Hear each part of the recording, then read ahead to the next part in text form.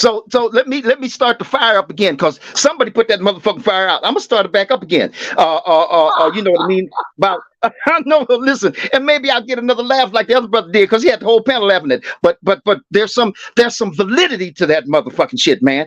If first of all, do you know if Haney has a chin or not? Clarissa hits hard. And one of the reasons Clarissa Shields is one of the best, or the best at the moment, is because not just because she got boxing skills, and one of them is also because she can take a motherfucking punch. Because Clarissa Shields gets touched just like everybody gets touched in the ring. She gets touched, but she hits hard. and she has durability. She's got endurance, and she's got she's got real good. You know, Clarissa It Shields. ain't fair. Punch a woman in their breast. It's like a body shot. Okay, all right. Well, let you know. Okay, I'm gonna leave that Y'all are alone for tripping now. with that.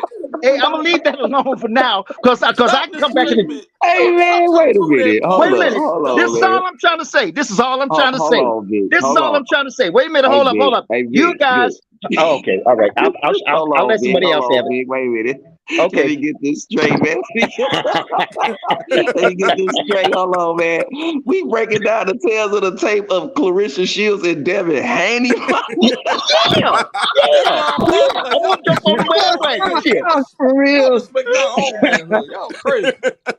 Hey, I want to get a laugh too, man. Let me get a laugh in there, because I can put some Oh, man. logic to Oh, it. shit. Go ahead, man. Go ahead, brother. Warren G, what's up? What's up? What's Salute going on? Warren What's G, going man. on? Oh, What's man, good? it just kicked off. They What's put the good? file in, I trying to get just it got a back public going. service Shit. announcement. I just got a public service announcement. I'm gonna let you finish cooking. We got a public service announcement. We got Fish Fry Saturday on July 29th. Public Okay. service announcement. Yes, sir. Okay. Hey, let me hey, Warren G. You know, I tried to do this the last time me and you were on the panel together, and you said that same thing. Let me try it again, because I got cut off.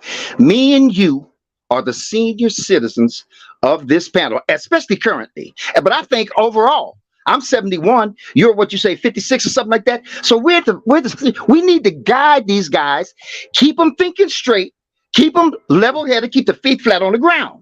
Now, for you as a senior, a wise man, a knowledgeable man, to say something. Hold on, real quick. You can't guide me if you're gonna tell me that Clarissa Shields gonna be the undisputed male champion. Like that sounds crazy to me. Okay, I was whacking. I'm out. Like how you Fuck gonna that. guide me? That's the fire with the No, final Glock. That's As when you a start senior You're citizen, right. as I a was just senior citizen, trying to clown what's the around, best but thing I'm to gonna jump bring on brothers Warren G. together? A fish fry. A fish fry bring everybody I'm together. trolling I'm though. doing my senior I'm citizen trolling old duty. I'm school. still stuck on the Clarissa Shields Devin Haney fight. That shit funny. That's some wild shit.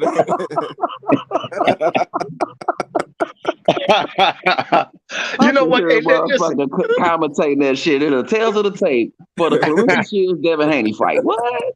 No, but you know what? This is all I'm saying. Listen, this is all I'm trying to say about that. Is that you can Shit, put bro. here's all. That's all I'm saying about it. Is that you can put some logic to it. It's not out of bounds. It's out. Now, brother said that's out of bounds. That's disrespectful. I agree with you on that. But if you can put some rationale, some logic to it, you know what I mean? It ain't gonna You happen. can't because they never gonna fight. They never All gonna right then. fight. Okay. So then, So it's not you know. logical. Okay. So then when motherfuckers say it ain't gonna happen, what's the point? Then fuck it, I'll drop it. But Warren G, I'm still challenging you on being able to, and you did it immediately, quickly, not giving the putting, you know what I mean, giving it some careful thought to be able to say that it's fish fry time. Bud's gonna knock him out. You might as well come on, face up to it. You're too wise for that, man. Therefore, you're fanboying. You're fanboying because you can't call this shot Oh this shit. fight like that, man. Old school trying to cook. You can't call this. You can't call this like that. Oh shit. You know what? Listen. And if we're gonna talk to each other, you know how you say, well, listen, and everybody said, you know, I keep it real. I like to keep it real. I'd like to keep it 100. Then do it like this. This is Get the them, way. school. All right, This is come what I on. want. All right, Amani Shakur, man, salute. That nigga David Benavidez is a bitch. He talking about his promoter talking about they sending Canelo contracts. When the fuck do B-sides send contracts to the A-side? Bro, get the fuck out my face with that shit. What? He said, Nigga On the real tripping, side, bro. send no Damn, contract to bro, the just came. A-side. Fuck out of Excuse me, here. man. Y'all got me Nigga. laughing hard That shit today. came out of left he field. said, Like what the what? hell? Man, Who that might we Lame know ass shit, he man. That shit Real just quick. pissed me off. What you Who that meant my so nigga? bad for, dog? Cause that bruh. shit, nigga, Canelo not even gonna look at that shit. Nigga, I'm the A-side. You don't send me no fucking contract. You lame ass nigga. Fight David Morrell. Isn't it Wednesday? That nigga is hella lame, bro. He ain't about to fight Morrell Why right the now. fuck?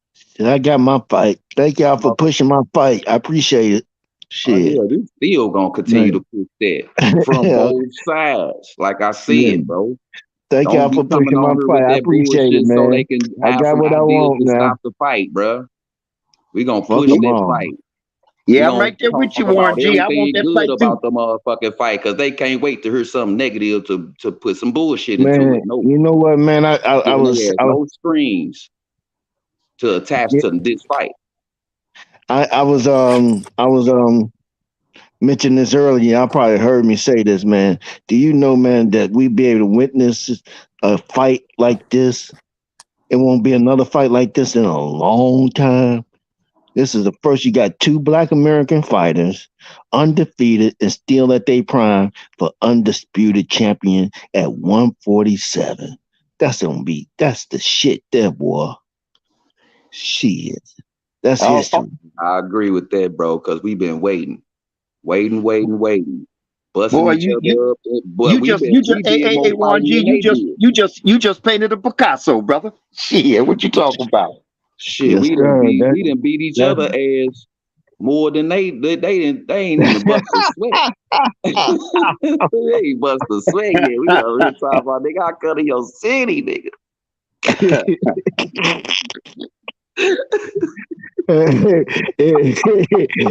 It's a lot of motherfuckers That was shit, we wounded gotta in. end It that was a lot, shit, we got a man. lot of Chain wounded to smoke is prove it chain up. smoke. No matter how intense it get, but come on, man. We need this fight. If we start talking about anything else but everything good about getting this fight, they gonna do some other shit, and then it's gonna be some envy like any other motherfucking time they wanna curse the fight listening to us.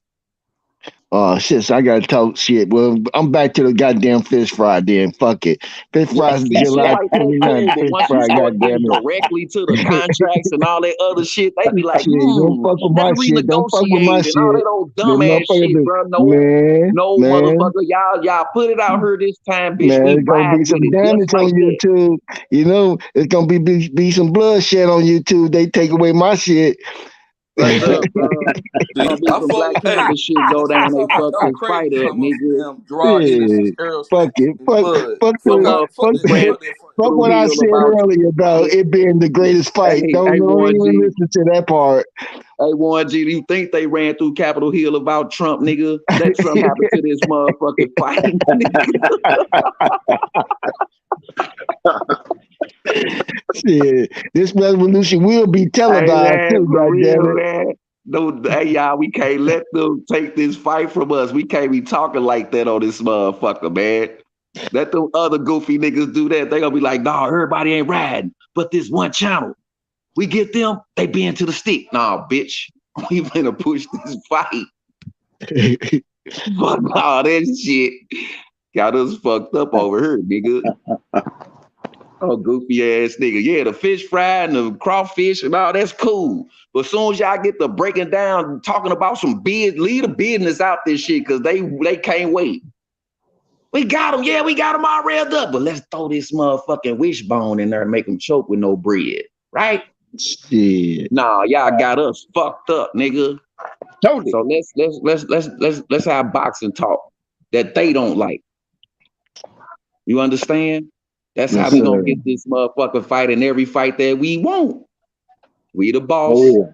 Now no Oh, money. They asses is out of there. They gotta come out they pocket and pay the motherfuckers. That's what happened. That's why Black Prime can even pop up on a motherfucker. Yep. Because motherfuckers start doing all other shit instead of going to the gates and putting money on it and pay per view. Motherfuckers start bootlegging and shit. Fuck you mean? That hurt it. Yes, sir. Hey, salute, panel. I got to step off, panel. All right, Salute. Biggs, man. I Salute, have brother, fun. man. Anytime, brother. Salute, salute. All right, then. Yeah, man. We got they ass where we want them now. Y'all shouldn't have never did that shit. But y'all see what I'm saying, though, man? These motherfuckers, boy, they have no ideas.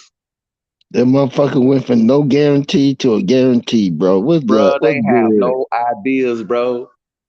And they want everybody money to be on it so they can just pinch off this little bit, but it's still a motherfucker satisfying to a motherfucker, but they run off with the big portion. No. The fuck on, nigga. You gonna pay these men for risking their motherfucking lives in the ring. Give a fuck if it ain't no knockouts, nigga. They still was in there. Fuck you mean? You gonna pay them to do it. trying to get all the money and run off and then give them 50-50. Y'all tripping 70-30. That's 70-30 of the crumbs, nigga. Yes, sir. Yes, sir. How many motherfuckers then put their money on? Billions of motherfuckers put their money on the fight. You talking about 7 million. Stop, man. Quit playing with us, bro. That shit ain't real. You gonna pay these motherfucking men to have this fight. And you want us to motherfucker be involved, bitch. You most definitely better not put nothing in between it. After 5 years, the fuck on. This revolution will be televised too. God damn it! Hey man, you ain't came off that mount yet. Show ass down off that mount, Warren G. No, man, You you still know, got shit, 2 fuck months, that. motherfucker. Yeah, I'm on the boat. I'm on the motherfucking boat, dog. Warren I'm on G that up boat. there. Warren G up there. I'm on the boat, goddamn it. Flood coming pretty soon. Flood coming. I want to be on. Warren G I up want to be there. on This the safe motherfucker. side. Hey, hold up. The grease that boiled out, fried out the pan 3-4 times, nigga. You still got you Look, I months got away, that. motherfucker. I'm coating the pan. I'm coating the pan. You know This how motherfucker you up used there to with a coat the pan goddamn though. Now you know how cement you used truck to coat full the of pan cooking with some oil. grease.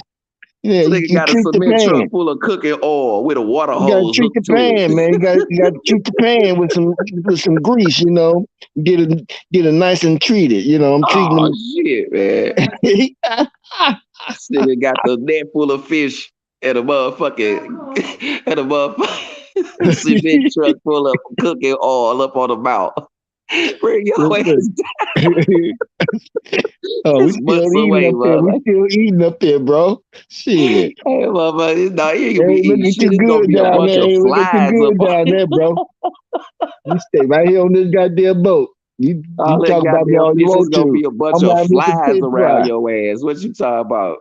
Give it some Shit. time, man. Start cooking like round the 26, man. Curry your ass up there around the 26.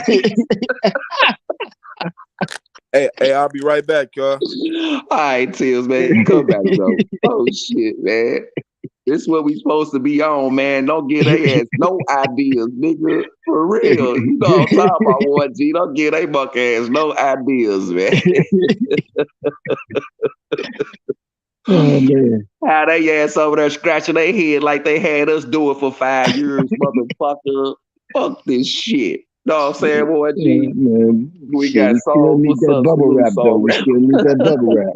What up, Hebrew, man? What up, panel? How's everybody doing? What up, Warren Hey G? What up, man, H What's Money? going on, we man? ain't trying to get a monk ass no ideal soul rebel to interrupt this fight since they done brought it back out and they feel that everybody money on it, motherfucker. Mm-hmm. You know what I'm talking about.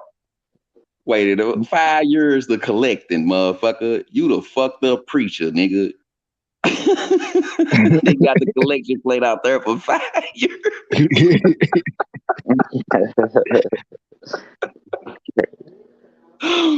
See, this how you gotta talk in parables so they can't figure it out, man. For real, dude. I'm telling you, man. As soon as you come up with something like they gonna jump on it. Oh shit, damn right.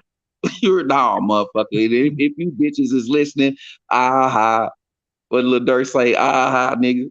Goofy ass nigga. Oh man, what you think about what you think about and with Errol Spence changing his manager? I don't You know, think that's man. some bullshit? I think I'm not gonna go too in depth on it because that would be wrong because I don't know, but I think that's part of the reason we got this fight. I think that might be part of the reason we got this fight made. But that's about all I know about it. Maybe he did some different things, bro, to make this happen, bro. More transparency, knowing what's going on with the books or whatever. Maybe they You both don't did. need to. So Shit, they getting their money up front. Fuck them books. Just give me mines up front. Fuck a book. something happened because the fight out here. They didn't ran into the bookie or something, nigga. Caught him with the slips, nigga. No, these are slips now. The bookkeeper, they done ran into his ass, nigga. Come here, you fucking up everything. This see how the wire go, nigga. You can't be switching shit out the bag and then try to pass the wire, nigga. What the fuck is wrong with you? You gets burnt up for that shit, nigga. I'll tell you this, bro. My position, right? It don't matter what new narrative happens, what happens in the face-off, what happened before, all the build-up to Spence and Crawford. I felt, and look, bro, this is no knock on Errol Spence. I said this on this panel many times. He's a great fighter, but I feel the same, bro, as I did 5 years ago as I do now. It don't matter what narrative come up with. I feel like the Spence fans like those narratives. It gives them like a little edge, a little upper hand. For me, bro, I always felt like Crawford gonna beat Spence, and I think it's a great fight. But I just think Crawford's different, and I think he's gonna get him, bro. You know what I mean? Yeah, I always have. we gonna have a goddamn fish fry. You ain't get the public service announcement. We having a fish fry. We got And it, you bro. might want to get on the boat before it start to flood too. You know. I said, man, I'm still looking at Crawford it got from the both fight. sides. Crawford got the fight. You He been can't wanting for a long take time. shit from neither fighter. I want to see this motherfucker fight. All that build up, all that bullshit talk and all that. No, motherfucker got to bring that shit to the ring. Both of you motherfuckers. I've been waiting on both of y'all. That's how I'm looking at this shit. Yep. I'm thinking about the fight, bro. I'm Yeah, thinking about that's the all fight. I'm talking about, bro. Who's gonna Because win in the anything fight? else, I want to see this motherfucker fight. Don't be trying to pull back now. Yeah. It's Exactly. over. Y'all got it out here. Y'all got all that shit situated, motherfucker. We waiting on the press conference and the lace up. Fuck all that other shit. Man, see, we gonna have to, I see now. We just gonna have to Like call out that. the You got National Guards on you. get tickets I'm about now. to I'm about to call out the Get your tickets CIA and now. National Guards on their ass now. I gotta protect my precious cargo, Bro, god damn speed it. dial, nigga. I'm calling motherfuckers from the North Centennial Islands, motherfucker. We come. Y'all fuck this fight.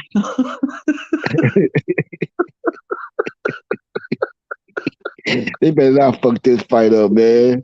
Hey No, man, this the shit, bro. This is the fight, bro. Undisputed. I can see violence just breaking out off of this shit. For real, like a college game, bro. Motherfucker then lost. They out there turn shit. You hear Do me, you man? guys think that do you guys think this carries the same animosity as Fury Wilder, like the fan bases?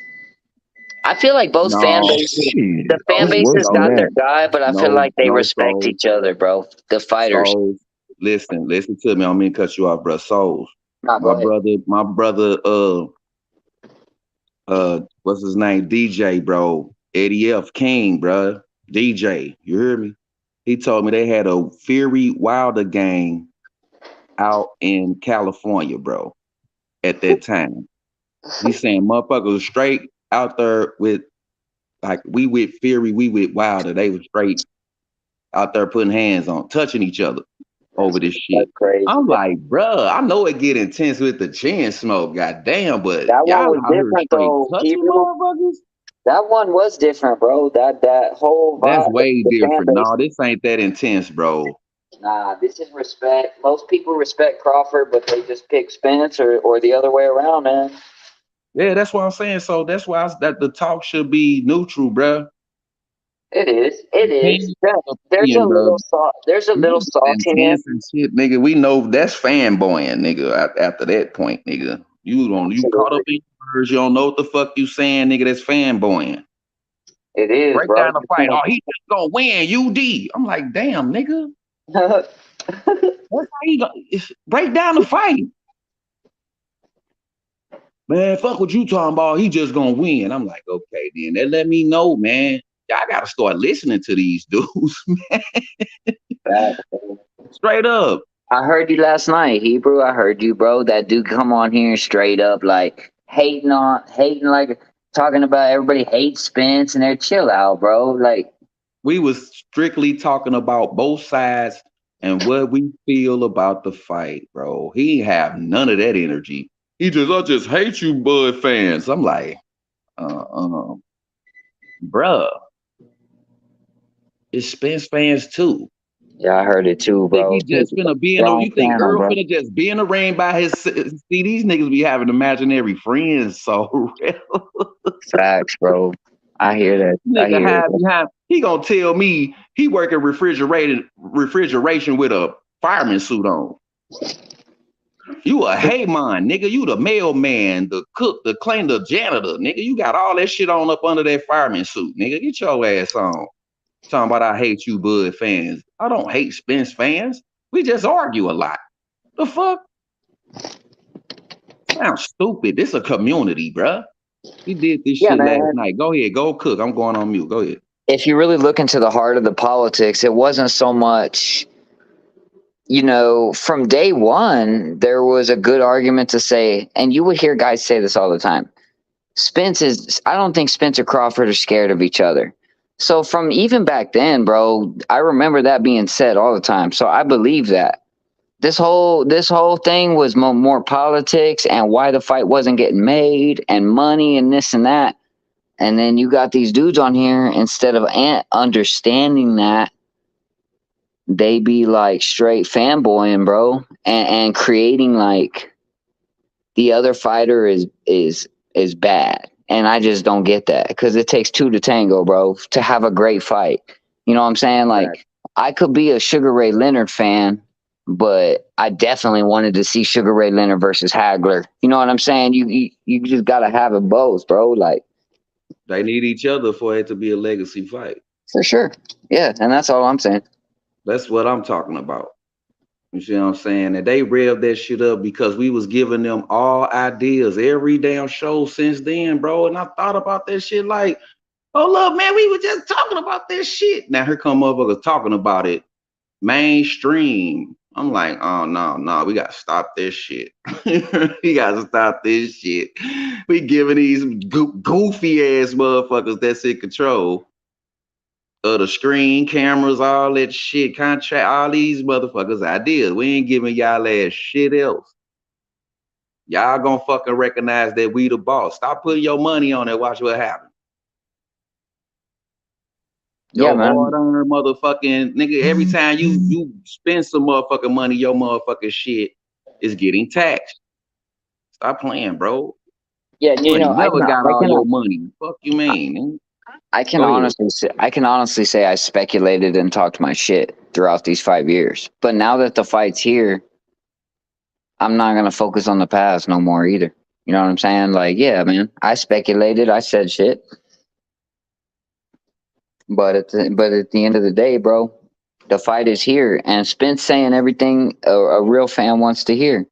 You know what I mean? I can't knock Spence for nothing. He said, I'm gonna get these 3 belts. I'm gonna come get your belt. And then he took this time off, bro. For everybody who's listening, he could have fought an in-between fight, but Errol Spence did take this time off to make sure that he locked up the Terence Crawford fight. So I can only respect that, man, at the end of the day.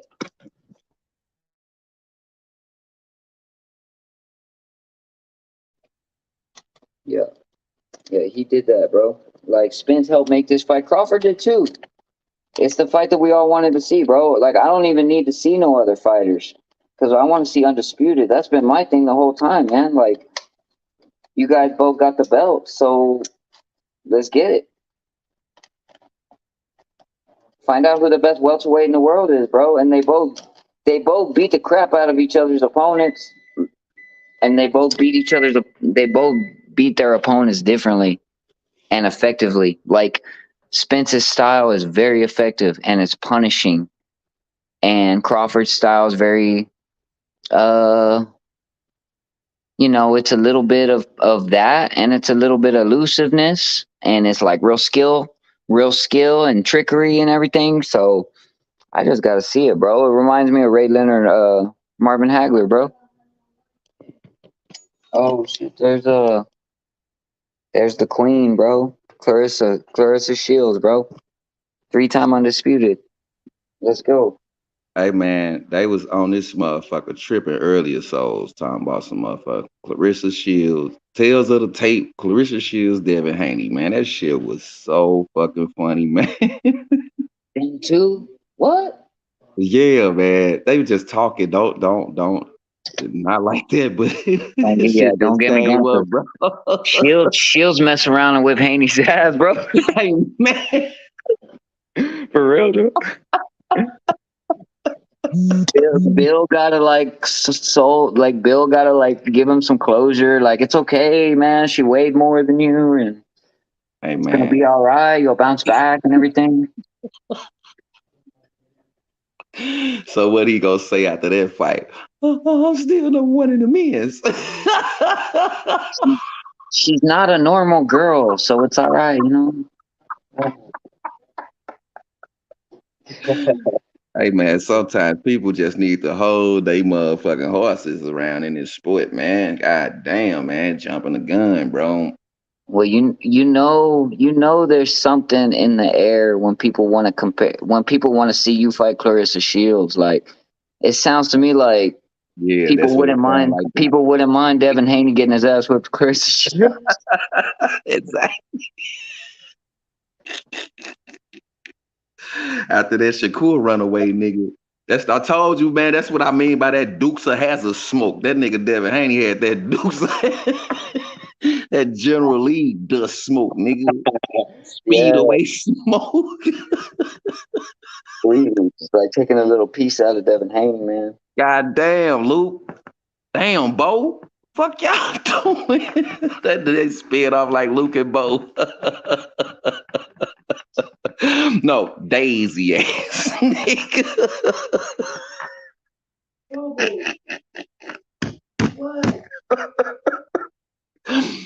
Y'all gotta quit showing us shit like this, bro, in this sport, man. Y'all gotta quit showing us shit like this in the sport. Dude, Morrell. Yeah, man. Y'all already know, man, what it is. Here's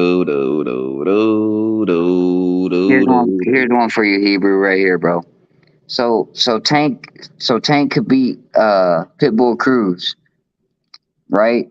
Yeah, we saw that. You think Haney beat Pitbull Cruz? No, You think Haney beats Pitbull Cruz? No, I don't think Haney beat Pitbull. In all honesty, you're saying it on here. Like, if Haney and Pitbull lock up, I don't think so either. I really don't. I don't think he beats Pitbull Cruz. Run up on him, dude. I think he gonna run up on him. It don't matter how skillful you are. If you don't got no power and you don't maintain it like throughout the fight, like display your dominance over the fight. If you let punches in and you kind of just get through the fight, hey, Pitbull Cruz gonna take his head off, bro. How I see it, he knew how to block that Tank uppercut. He put his glove there when Tank threw his uppercut. I saw the clip, bro. I seen that TikTok on that one. Bruh, listen, this dude studied tape real good, y'all. That's where I'm at with Pitbull. Okay, I love it, bro. I like what I'm hearing and all that shit, but he studied the tape on your ass and he figured out once he got your ass back to your old ways, you out of there. Yeah, because there are credit to Devin Haney. There are 3 elite boxers in that weight class, maybe more. Okay, maybe more, but for Devin sure. Gonna put that jab on his little ass though, Souls. I'm just gonna tell you though, it ain't gonna be easy at all though. But I think Pitbull gonna run up on his ass and get him up against the rope though. Because he got good defense up for us when he got his guards up. He blocked all your little shit. And once you get inside that jab, Devin, bro, we all know what's up with the inside with Devin. I don't know. I have to see that shit. Go ahead, Soul. Nah, man, I love it, bro. That's all I'm saying is it is a good matchup, and we're so fixated on those 3 top guys that we forget that boxing, there's all kinds of styles. You know what I mean? There is. This is the history of boxing. Pitbull Cruz, bro, he's actually pretty good, bro. Like, he's good. You know what I'm saying? And I feel like Tank was able to beat him because Tank's real crafty and he's got that power. But I feel like recognize that this is the Kumite with gloves, shoes, no kicks, bro. That's what this is. Mm-hmm. You know, it's certain rules and shit because motherfuckers got different styles, bro. And those different styles. A motherfucker throw a jab and turn it into a hook real quick, bro. It's so many different styles out here, bro. Bro. Like there's weird, like, Marcos Maidana had a good, not a straight right hand, but that overhand right that kind of came down on the top of your head. Yeah. Them kind of, like that. Those kind of punches. The over the cross down, over the top cross down punch. It looked like it's finna go to your. That's how he got Broner. That's how he got Broner. He throw How to he the got body Broner. and shit landed on his lips. Yeah, I know what you're talking about. I know I love exactly what talking. I love talking boxing because one thing is Maidana did whip Broner's ass, okay, but people forget that Adrian Broner in the 3 quarters towards the end of that fight was fighting really good too. Broner actually got knocked down a couple times, was getting his ass whipped, but at the same time, bro, his comeback towards the end of that fight was really nice. Like he racked up a few rounds, and also Marcos Maidana. Because the embarrassment was there. He stopped slap punching. He was trying to do that slap punch shit early. That shit wasn't working. He was eating that shit, bro. Yeah, it changed him. It changed him. His fist up. Now that's the Broner I know. You right about that. He was slowing him down, but he already figured he had the motherfucking shit won. He was just throwing, just standing there throwing. And that's how he got his little points up and shit. But it just wasn't enough. He had too many knockdowns in that fight, bro. Because of his skill set, he'll play with guys in the first couple rounds to see how they react. But you don't play with a Marcos Maidana, and it got you hurt. You know what I mean? Nobody in that case, bro. That's a fucking championship fight. Yep. I fuck with AB though, bro. Like early AB, I did like his style a lot, bro. A lot. But you seen the path he took though. We saw it with that money and all that crazy shit, bro. That it got in the way, didn't just it? Like got in the way. Yeah, yeah. But when the mentality strong like a Shakur and a young man, then it's something different. I want to see this fight right on H Money. I want to see this fight right here in the professional rankings. Yes, sir. Oh yeah, man. Yeah, man. Yes, bro. I want to see this fight right here. That's Keyshawn Davis, and the other one is Andy Cruz. Andy Cruz. Andy Cruz beat him. Andy Cruz had the answer for Keyshawn, bro, in that little bout. The sweep, Souls. The sweep, right? Yeah. Yeah, man. Come on, Keyshawn. What's up, bro? What's up, bro? You didn't got swept up under the rug, bro. Maybe Keyshawn learned. Maybe Keyshawn learned in the pros, but maybe he got his number too. Maybe Cruz got his number. Do you know what I mean? Yeah. Might have his number, bro. Can we say Keyshawn? Now let's bring it up. Can we say Keyshawn fought a motherfucker that's like Andy Cruz? Not in the pros. Not in the pros. Then he over there getting the workouts with Boots.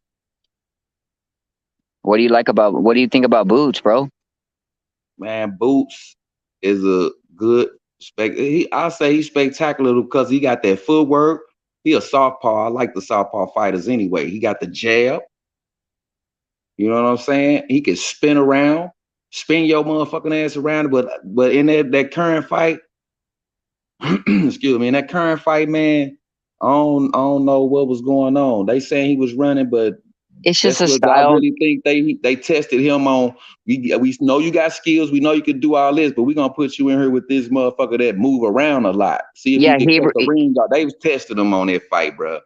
Exactly. No, that's a great point, Hebrew. And to add on to that, yeah, man, like it reminded me of when Mauricio Herrera fought Danny. I know that's different, bro. I know it's different, but when Mauricio Herrera fought Danny, you know, he knew that I was fighting a superior fighter, but at the same time, let's see how he deals with being pesky. And that's what Karen did, bro. He was pesky, and he didn't let Jaron Ennis get in his comfort zone.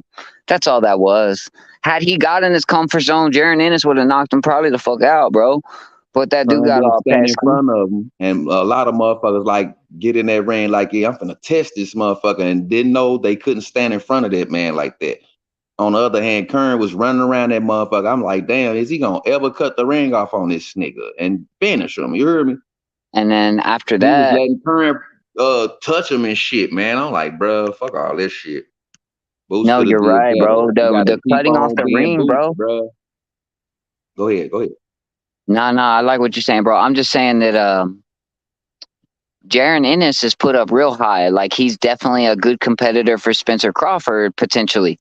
But after the Karen fight, we saw more flaws in Boots than we seen in the past. You know what I mean? So he still won that fight pretty easy, though.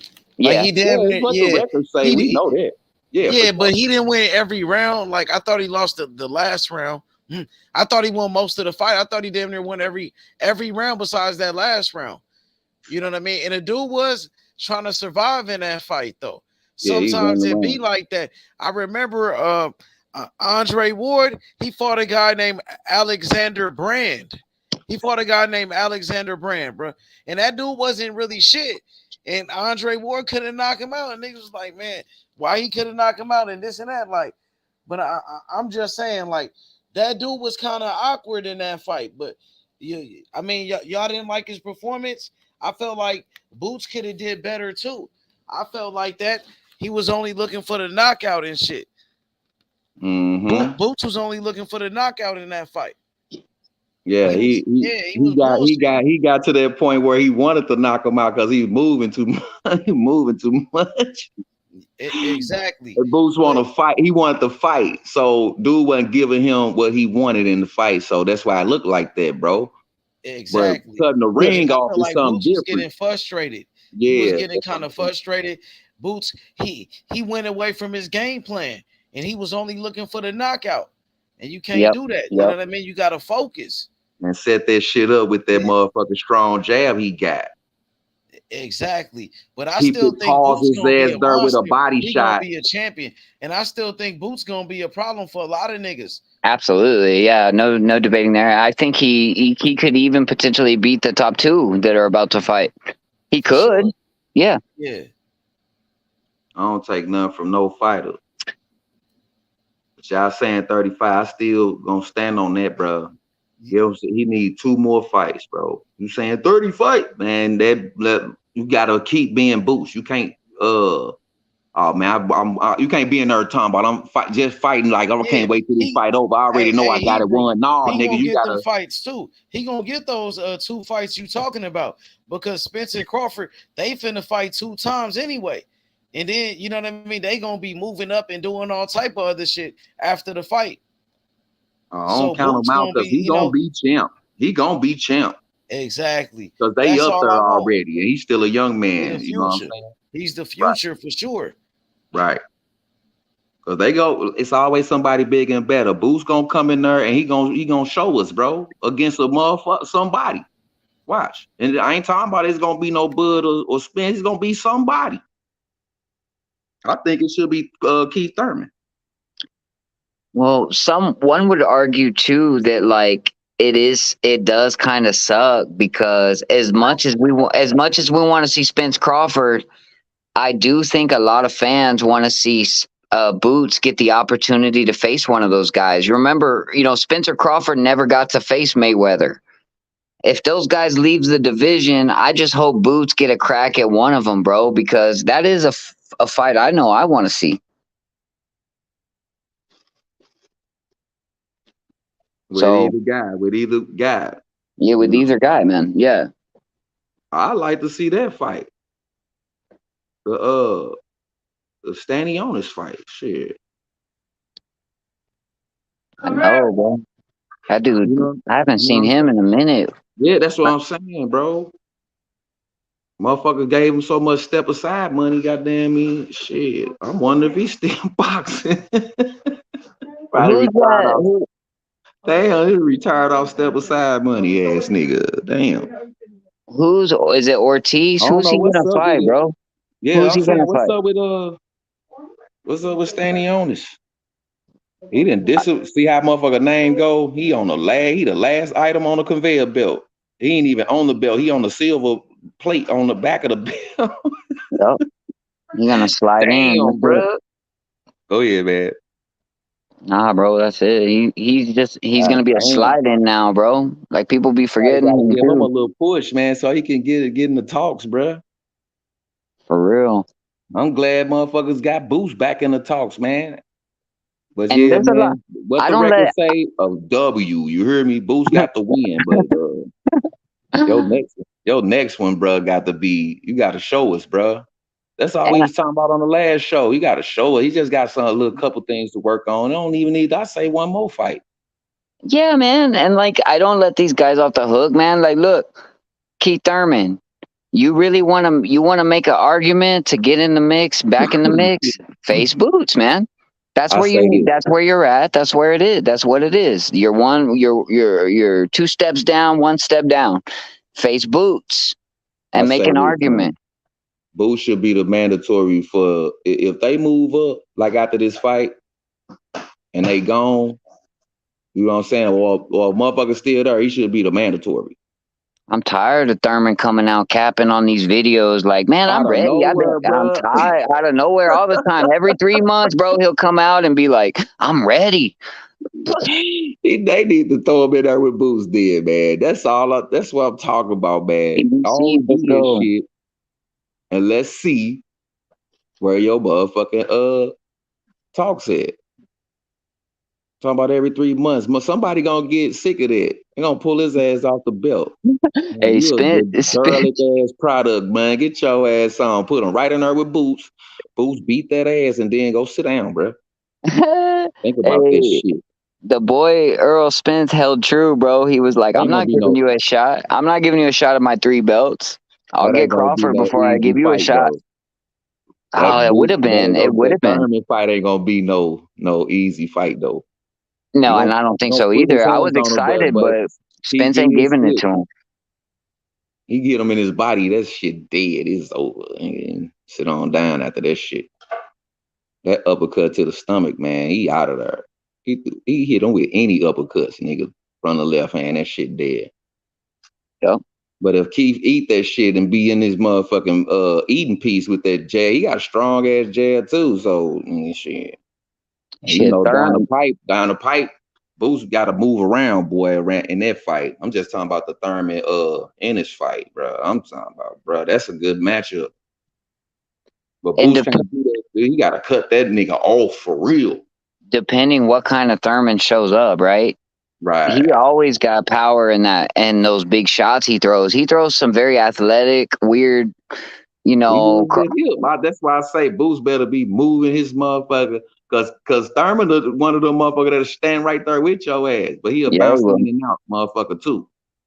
Letting that shit go against Porter, bro. That was a good fight, him and Porter. I remember him right in the fire. Thurman would throw a bigger shot, and it would just pause Porter just enough to reset, bro. But he fucking Thurman sometimes got decent power, bro. Porter was strong as fuck in that fight. I know. Who won, right? Like, who won? Porter was strong in a motherfucker in that fight, man. That boy like be eating punches, bro. Like he knows he's gonna eat them just to get what he wants off. Yeah, he was strong in the Broner fight.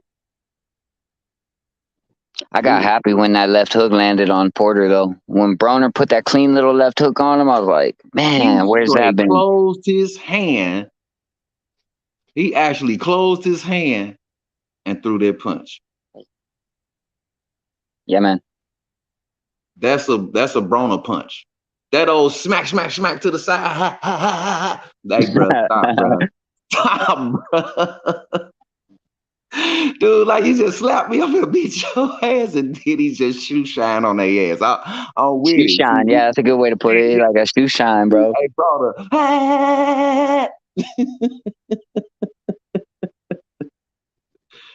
Hey, man.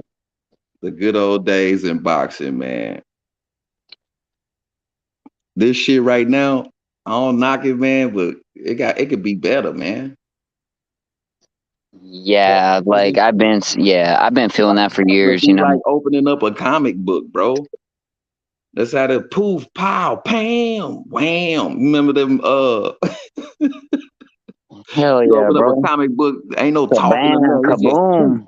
kaboom. Yeah. Hell yeah, bro. Hey man, shit crazy, man. Told you, man. I was telling James, man, these niggas is being soft and shit in the game, man. They like them motherfucking books where you open it up and the characters stand up and they fold down when you close. You know what, Hebrew? We're at a good spot. Reason being, look, I'll spit my little game to you on this one, bro. Bring it out. Okay, so the thing of it is we dealt with that for the last 4 years, and don't get me wrong, we've got some good fights. You know that, I know that. We've got some good fights, whatever. But at this point, Tank has to fight somebody really good. Shakur, Haney, there's no more all these middle fights, bro, because now the demand has reached a point. We don't want to accept Tyson Fury fighting a nobody. We don't want to accept Wilder fighting a nobody. They had their time to play games, bro. In boxing, if you look at the heavyweight, welterweight, and lightweight division, they've had their years of build up. Haney built himself up. Tank built himself up. Now they're all at that point where we want to see the top guys. And I feel like it's going good now. I hope it stays that way, bro, because So why wouldn't it? Why shouldn't it be after every good fight, like the best fight the best? They next fight should be the number one contender. I know it, bro. Like after a rematch and all that, we do all that, but the next man should be the number one contender. That's why I envy Now they steady NFL throwing. and Now this is NBA what they do sometimes. to it. Go ahead. Go ahead. No, I was just saying that's why I envy the NFL and NBA sometimes because yes, I know it's different. Boxing is totally different, but at the same time, bro, you are getting paid very well. At the end of the day, I hope you are, but you're getting paid really well. You can only get so many step aside fights, bro.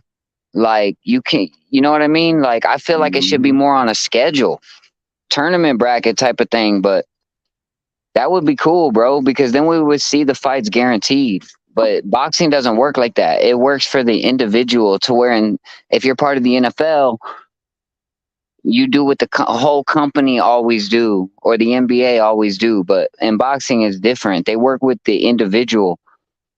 So you could bounce around.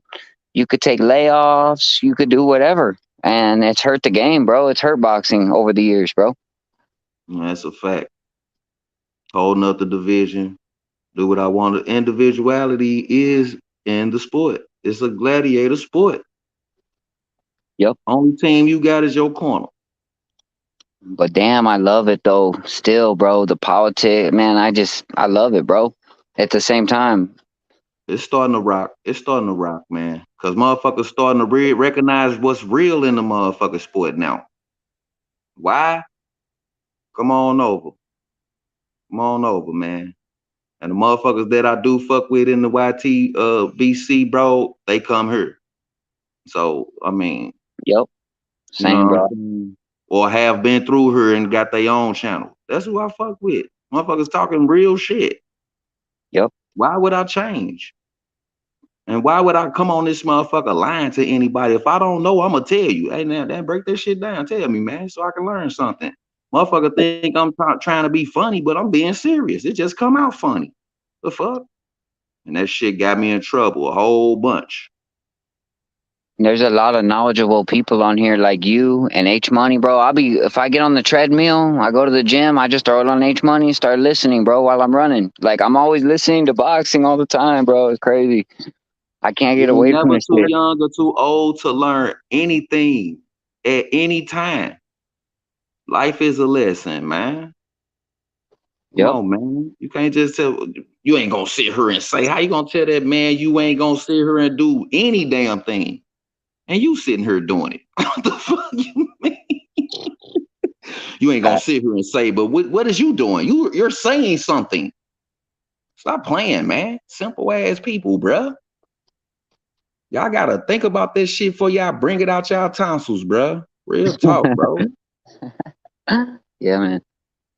Hey, well, Hebrew, I gotta get off of here, bro. I'm about to go back to work. Hey, man, thanks for talking with me. Man. Yeah, all man. All right, Soul Rebel, man. Anytime, man. You know how we do, man. It's the Lions Den, man. All right, man. Peace. All right, salute to you, man. Yeah, man, that's all it be, man. H Money got the block on, man. Who on the panel with me? Oh, well, shit, man, I do this shit myself. So, like I say, man, the 6 guys right here you see, we need to get these fights going. Now I know there ain't no Morrell Keyshawn going down, but that's need to be Andy right there. Is that Andy?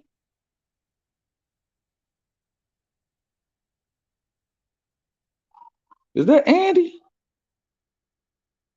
That look like Morrell, bro.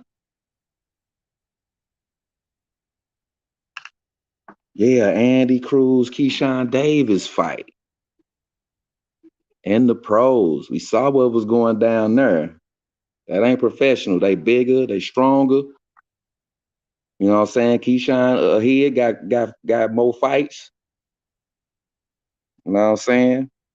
And that's the thing, man. They be coming out that country, man, a little older and stuff, man. All of them, man. That's why people be saying, man, these Cubans, man, be older than what they saying they is. Man, 27 years old. I'm on pro debut. Yeah, he ready to do damage. I He ready see. to do damage right now. And his first fight is a 10 rounder. And you know that Lomachenko, he turned professional at the Oh, same whoa. age. Hold on, he Loma said turned 10 professional at rounder. the same age. And he turned Pushing out them. all right though. They Like pushing Loma them did 8, good 10 for himself. rounders. Yeah. And Keyshawn ain't fighting nobody. Keyshawn got about 10 fights. He ain't fought nobody.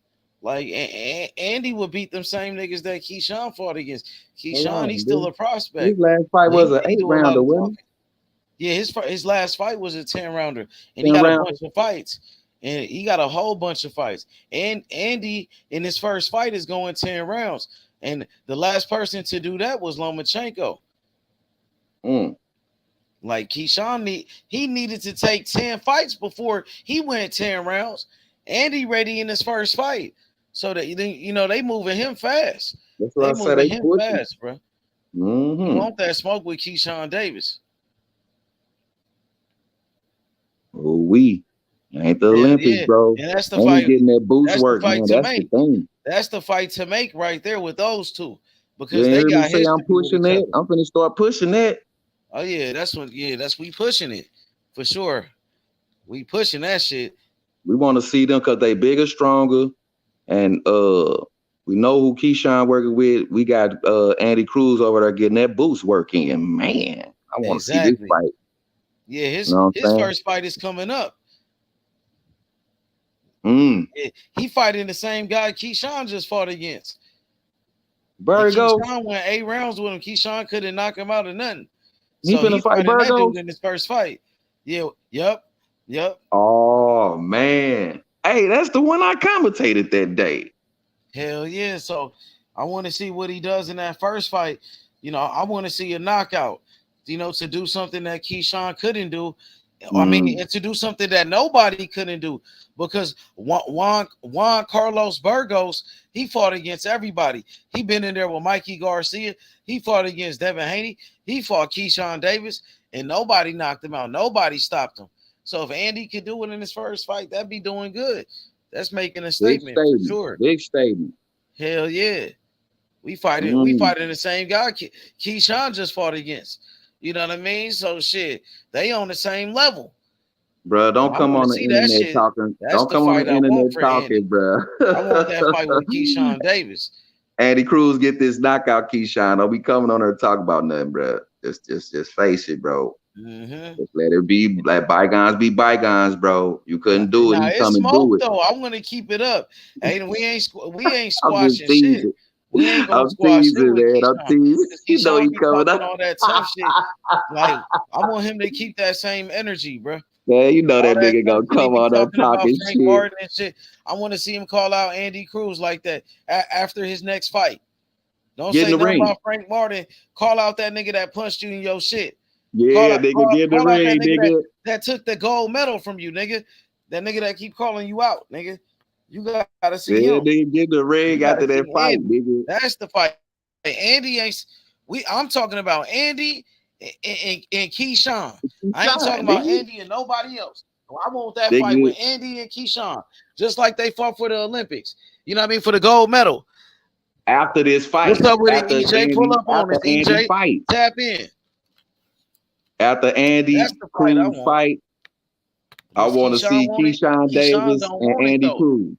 Keyshawn don't want it. They asked Keyshawn about that fight. Are you gonna fight Andy? Oh man, he ain't gonna make it to me. What you mean, nigga? Y'all on the same level. You're not a champion, nigga. Keyshawn fighting a bum ass nigga I ain't never heard of. His next fight. He got another fight coming up now. Yeah, he got a fight coming up against somebody we never heard of. Somebody, but he acting like he a champion, like he undisputed or some shit. But he calling out Frank Martin, and Keyshawn only got like 7 fights, but he want to fight Frank Martin. Come on, my nigga. He ain't keeping that same energy, bro. I know when a nigga start acting funny as shit, I know it. Keyshawn, he's gonna get thrown in there. Bro. He can't fuck with Andy. Andy know how to beat him. It up. He got Money, his look number. at that. Look at it. They both got a fight. The same way I set it up with Shakur and Devin Haney, the same way we set that fight up with Shakur and Devin Haney, bro. We gonna do the same thing, bro. I'm gonna get Andy on the show, and we gonna get him on the show, bro. He gonna call out Keyshawn, so Keyshawn can hit the link. He could pull up like Shakur or whatever, because Andy coming for that smoke, bro. He gonna call him out. Hey, H Money, they setting his ass up too. Cause look, they both got to fight. Yep. So after y'all both fight, then that should be y'all next fight. It ain't no clout chasing or nothing. They got history with each other. The niggas since the Olympics, since the amateurs, 4 fights with each other. And Andy beat him every time. He beat him every time. So it wasn't a fluke. It wasn't a coincidence. It wasn't a coincidence, bro. He beat him every time, bro. You got to come back. He beat him 4 times, so it's not a fluke. So now we want to make that fight in the professionals. You know what I mean? Let's do it. That's the fight to make. They got a history. They got a rivalry. They got a rivalry, but it's one-sided. One-sided rivalry. Damn. Keyshawn could never beat him. So now let's do it in the professionals. Keyshawn, what's up with that? It's so awkward, bro. His style is so awkward. That nigga don't know how to deal with that shit, my nigga. He don't know how to time him. Andy, his movement, his ability, you know what I mean? It's so different. Keyshawn is not used to that type of style, bro. He don't know how to deal with it. He know how to beat him. He got that nigga bamboozled. He got him hoodwinked. He don't know what to do, bro. I promise you that. He got his number. Keyshawn Davis, Andy Cruz fight. That's the fight. After they both have a fight, that should be the next fight. Nobody else. I ain't talking about Andy versus Tank Davis, even though we like those fights. But the fight to make with Andy for his career is with Keyshawn, bro. That's the fight, bro. That's it. That's the one. And after that fight, after he fight Keyshawn, after he beat Keyshawn, then he could fight against Shakur. He could fight against Tank Davis and all these other niggas. You know what I mean? But the first fight, the first one, we wanted with Keyshawn Davis, nigga. The rubber mat. After that, we gonna take care of him. Yeah, bro. I want to see that fight. They got a history. They got a rivalry. Yeah, I want to see that fight and the professionals. The amateurs. That's like Riddick Bowe and Lennox Lewis. Since the amateurs. But these guys fought each other 4 times. And Keyshawn could never beat him. Riddick Bowe and Lennox Lewis, they fought each other 1 time. And Riddick Bowe had enough after that 1 fight. Keyshawn fought the nigga 4 times. So he really know. He got a bad experience every time he got in the ring with that nigga. He could never beat Keyshawn Davis. Can Keyshawn Davis beat this man? Nah, he can't beat him, bro. He can't, bro. That's the question thrown out there now that he's stepped up to the 135. That's a great question. Yeah, exactly. Can Keyshawn Davis beat this man? They spoke on him. Never beat him. He had 4 times to do it. He ran the social media and did some other shit. No talking. Get in there and let's see what you can do after your fight. Because Andy Cruz got a fight too. So after his fight and after you fight your opponent, that should be the next fight. Facts. We pushing it. I'm pushing it. And it seems like it's setting up already because y'all both got a fight, so y'all ain't gonna have no rust or nothing. Hey, Hebrew. When they asked Keyshawn Davis about fighting Andy Cruz, Keyshawn be like, man, nah, that fight ain't gonna happen. He ain't gonna make it to me. Like he don't want it. Like, nigga, you should be like, yeah, nigga, we gonna do it. I'm gonna beat him. I'm gonna do this. I'm gonna do that. That nigga said, like, no. He turned it down. That nigga turned down the fight. Damn, Nigga said bro. no to the fight. He acting like Devin Haney and Shakur, like, nah. So why would you say no I and want it. then run to social media with something that different? Or did that happen? Did he Yeah, say they no asked you after? straight up, would you fight Andy Cruz in the professionals? And you said no. You keep saying no. You should be like, yeah, of course, I'll fight anybody.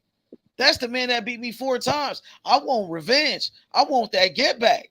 I'm gonna get him this I'd have time. He ain't respected say it that. if he said, yeah, he beat He me ain't say 4 none times, of but that, this the bro. pros now. This something different. This, and came with his shit, Yeah. H. You know what I'm saying? Yeah, If facts.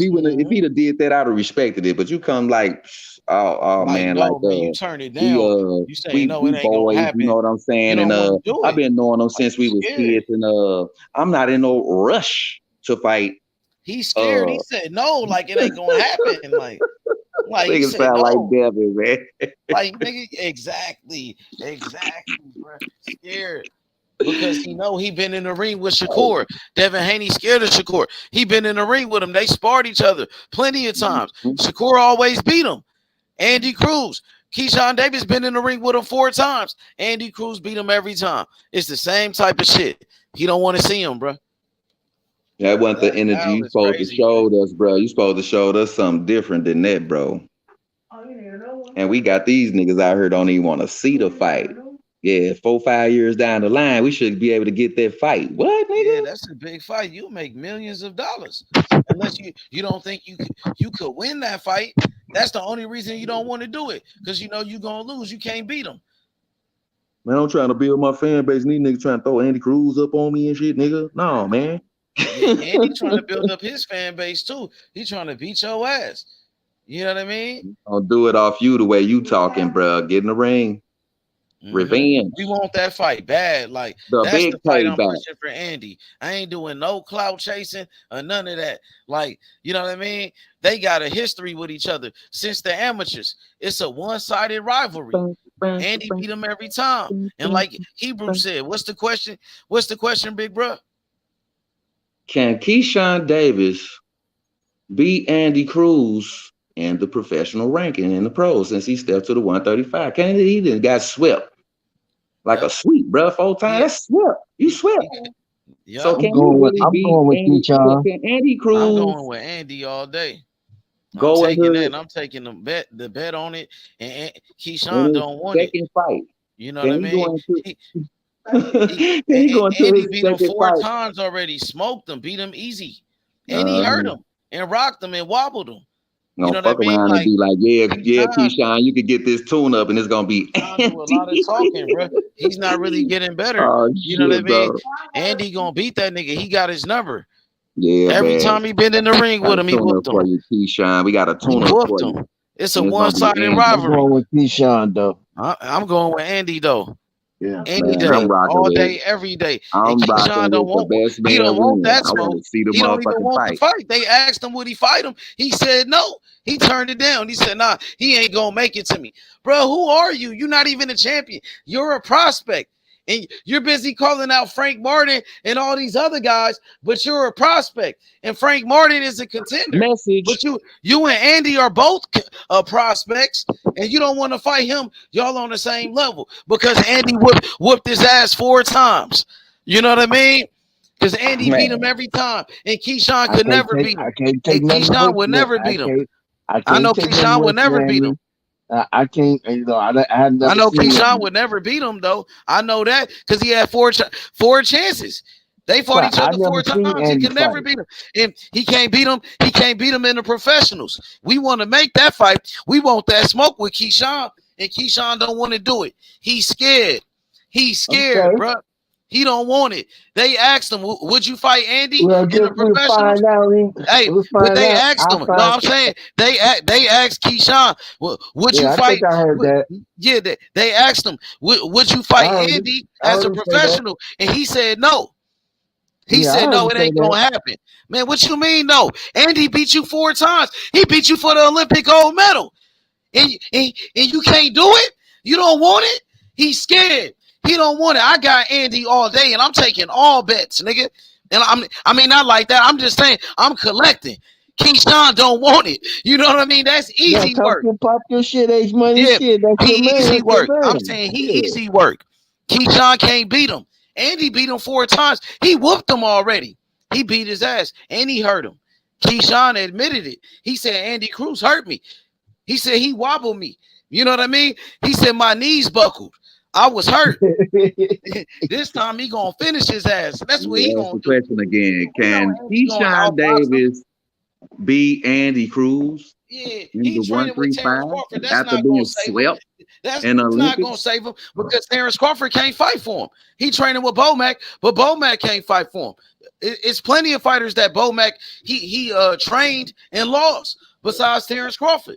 That's what I they bet he said don't be doing when no peeing in Jamel others' Herring. hands. Jamel Herring fought against Shakur Stevenson. They was like, man, Jamel, he trained with Bomac. He trained with Crawford. And what happened? Shakur whooped him. So no matter who Keyshawn trained with, he can't beat Andy. And he know it. That's why he don't want that fight, bro. Just like Devin Haney, he don't want to fight Shakur. I promise you. And Warren, we gotta make that bet though, because that's easy money. That's easy work, bro. I got 4 fights I could work off of where You gotta Andy make beat that him. fight. I got footage of Andy just beating him and dominating Keyshawn. I got something to work with. Evidence. My guy beat your guy 4 times, and your guy never beat my guy. That's easy work.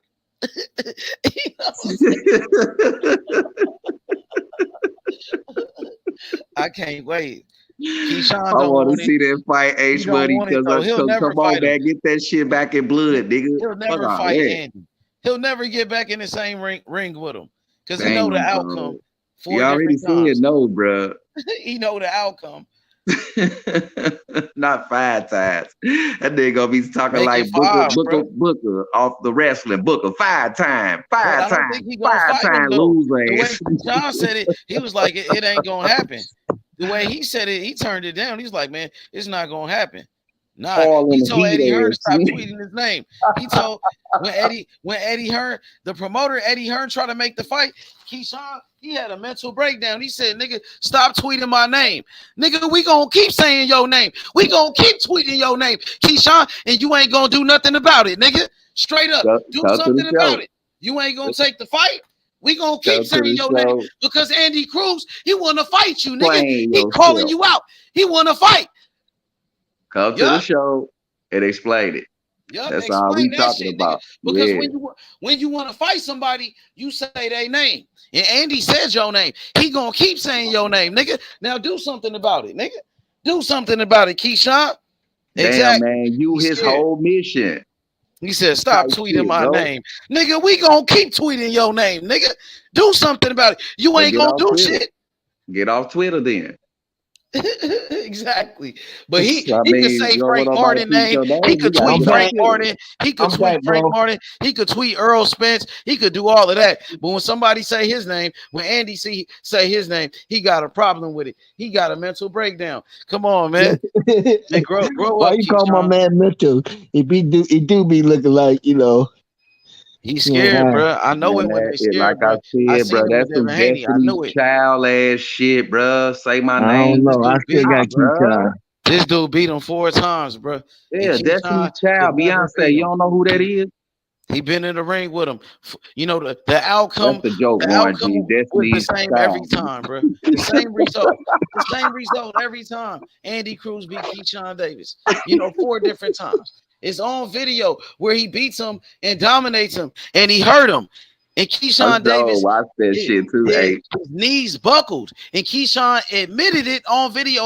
I put the video out there where Keyshawn said he hurt me right here. This is when he hurt me, and my knees buckled. And Proof. yeah, man, he whooped him. Evidence. Yep, evidence, and he showed that the dude got power. And Keyshawn, remember, he got nightmares. That nigga had nightmares of Andy Damn, Cruz. bruh. When he came to America, he started having nightmares. And that nigga started having flashbacks, nigga. But yeah, it's gonna happen, and that's what we pushing, and that's what I'm promoting. The same way I was talking about Devin Haney versus Shakur Stevenson. We all know Devin Haney don't want that smoke with Shakur. He ran away. You know what I mean? I think we all know that. The world know it now. You know what I mean? It's not a secret. But now it's time to focus on Keyshawn Davis and Andy Cruz. Let's get and it. Andy. And once Come to the show and Andy, explain your words, your yep. video. Explain And what once you he were saying beats on that video. Keyshawn Davis, once Andy beats Keyshawn Davis, then he will be ready for guys like Shakur, Tank Davis, and those big fights. But the first fight is with Keyshawn, bro. You know what I mean? We got to get That's that the fight, first step. Keyshawn. Once he beat Keyshawn, he be on that level with the, to fight them niggas and be on that level for sure. Yeah, that's the big all fight. the hype talk over. Brugden came to the division, then shook you up. Yep. Yeah, you got to fight. After y'all fight, that should be your tune-up fight. That should be your next tune-up. Andy Cruz, Keyshawn. We want that fight. I want to see that. I saw what I saw in the red and blue, bro. This ain't that though. Bigger and stronger. And we talking about not just your mouth. We want to see you it's in the all ring. about skills. Skills pay the Yeah. bills. Look at this. You see this, man? These guys going one-on-one, toe-to-toe. Who the best? Andy beat him 4 different times. Look at that. He's getting the best of Keyshawn. You know what I mean? Look, he getting the best of him. Look at Keyshawn's face. Look at Andy. Andy on him. He got him. You know what I mean? Flip the right, punch to the chest. Look at him. Look at Andy. That's what it looked like to me. Look at Keyshawn's face. He's a beaten fighter. He can't beat him. Look at him. You know what I mean? And look at this picture. Andy hit him with the right hand. Bam. That Boom. remind me of that Fury Wilder.